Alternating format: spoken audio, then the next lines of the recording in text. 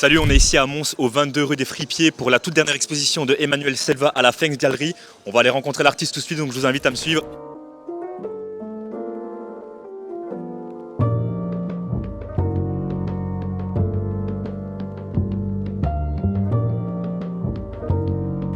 Eh bien, salut Manu, merci de m'accueillir dans ta Salut, toute nouvelle avec expo. plaisir. C'est pas la première fois que tu exposes ici, c'est la deuxième fois. Ouais. Du coup, qu'est-ce qui a changé entre la première fois et la deuxième fois que tu Tout exposes simplement une évolution de mon travail, c'est la continuité. Je pense que chaque exposition solo, c'est la possibilité de continuer à raconter une histoire. ici? Tu sais décrire un peu le lieu dans lequel on est?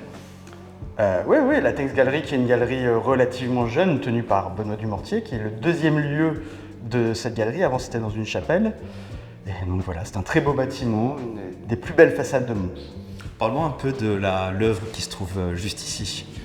Alors, cette œuvre est une des premières qui a été produite pour cette exposition. Ouais, c'est celle Et de il l'affiche. se trouve que c'est celle de l'affiche, qui est aussi une évolution de mon travail où je pense que j'ai essayé de mixer, on va dire, plusieurs pratiques. Et j'ai relativement su me calmer sur certaines choses tout en gardant mes préférences, donc le travail du dégradé, de la couleur évidemment et de la matière. T'as voulu apporter quoi avec cette nouvelle expo? T'as voulu exprimer quoi?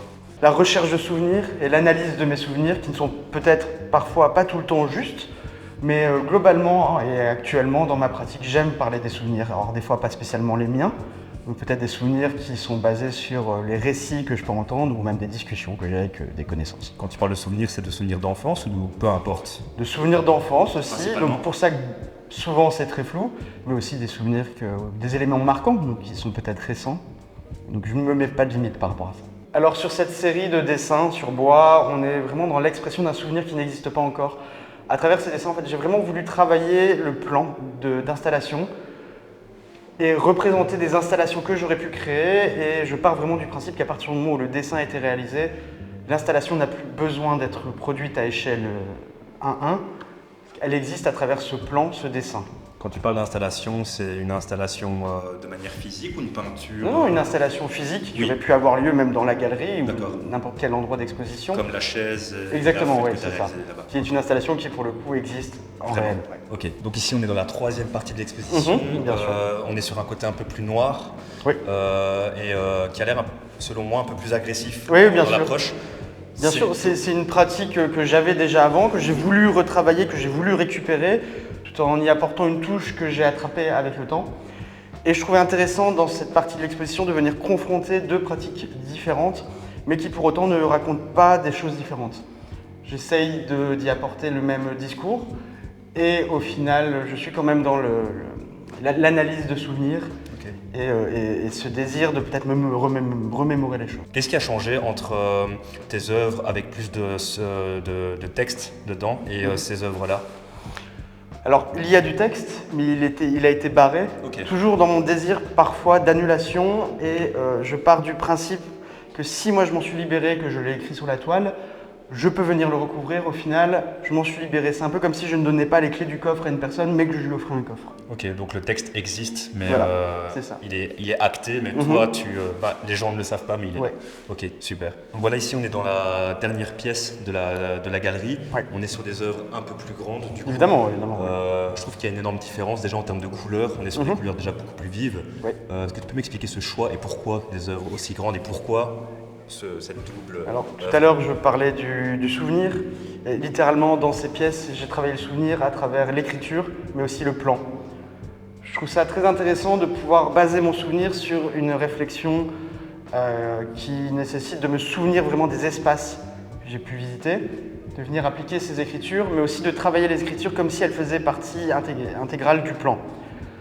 Suite à ça, et on va dire suite à avoir déposé ce souvenir sur cette toile, je me suis rendu compte que parfois le souvenir pouvait avoir son propre double et que le mien, en fin de compte, entre le résultat de ce que j'ai envie d'exprimer par rapport au souvenir et l'idée que j'en avais, on n'était pas totalement sur la même chose. Donc je suis venu à poser une autre toile vierge sur cette première toile et grâce à la chaleur et la pression, certaines parties et certains médiums de la première toile se sont déposés sur la deuxième.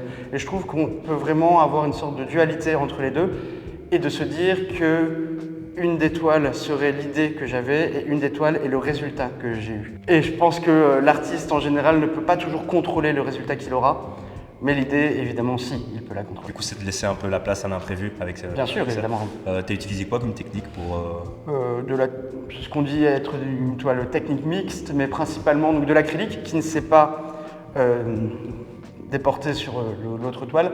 Mais par contre, la craie grasse, elle, la pastel à l'huile, s'est déportée, puis du crayon et puis d'autres types de peinture. En tout cas, moi, c'est ma préférée. Donc ici, on est sur la seule installation, Oui. vraie installation Voilà, de ton exposition. existe, oui. Tu peux un peu expliquer cette installation du coup? Alors oui, à travers cette installation, du coup, je raconte un peu une histoire personnelle avec mon grand-père, qui nous a quittés. Et cette chaise fait partie de l'héritage que j'ai eu de mon grand-père, qui était la chaise sur laquelle il s'asseyait tous les jours en allant au jardin. Elle est restée dehors pendant très longtemps, des dizaines d'années. En récupérant cette chaise, et je ne sais pas pourquoi, j'ai un amour pour les chaises, j'aime travailler l'installation sur base de chaises, je pense que ça symbolise énormément l'attente, et plein de choses et la réflexion, parce qu'on se met sur une chaise des fois pour réfléchir. Exactement, on s'assoit tous les jours. Et il faut savoir un truc, c'est que pendant ma jeunesse, j'ai fait de l'orgue liturgique et j'ai joué pendant quelques années les messes dans différents villages autour de là où mes parents habitaient. Et la fierté de mon grand-père, c'était de me voir en train de jouer de l'orgue et de pouvoir dire aussi, c'est mon petit-fils qui joue de l'orgue. D'où cette flûte qui vient symboliser l'instrument avant, c'est ça. Et il se trouve, en plus, donc, cette flûte esthétiquement était dans des couleurs que j'aime utiliser, le rose et le bleu clair. Il faut savoir, donc, à chaque fin, on va dire, de prestation musicale, peut-être pas, mais mon grand-père, à chaque fin de messe, venait me donner discrètement une petite gringaille, quoi, me disant « c'est bien, je suis fier de toi ». Donc je suis venu poser cette chaise sur 4 pièces qui sont assez discrètes, mais qui se trouvent du coup en dessous de chaque pied. Et pourquoi avoir mis sur les pièces la chaise? Parce que je pense qu'au final, moi, mon désir aussi de vouloir continuer à jouer de l'orgue, c'est parce que je me disais, oui, bon, allez, dans une heure j'aurai fini, puis j'aurai ma petite gringaille et je pourrai aller m'acheter des bonbons. Voilà. Incroyable. Voilà, toujours cette histoire de souvenir aussi qui, je pense, qui est vraiment très importante dans mon travail.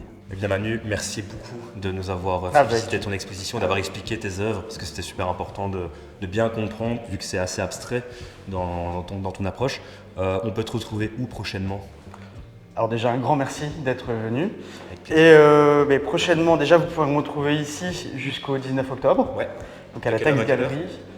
La galerie est ouverte du jeudi au samedi de 10 à 18h. Ok. Voilà, tout le monde est bienvenu, Venez. c'est gratuit, C'est sur évidemment. 7000 en plus, donc vous le trouvez direct. Il n'y a pas d'excuse. Et alors prochainement, donc là j'entame une résidence de 2 mois au Vecteur à Charleroi. Et à partir du 23 novembre et donc vernissage le 22 novembre, vous pourrez retrouver mon travail au V2, donc juste en face du Vecteur. Et d'ailleurs le soir du vernissage, tu mixeras. Je mixerai. Venez. Voilà. Eh bien, à la prochaine. Et nous, on se bientôt. retrouve la semaine prochaine pour une toute nouvelle interview. Je vous dis pas avec qui, mais vous verrez, ça va vous plaire en tout cas. Allez, à la semaine prochaine. Salut. Salut.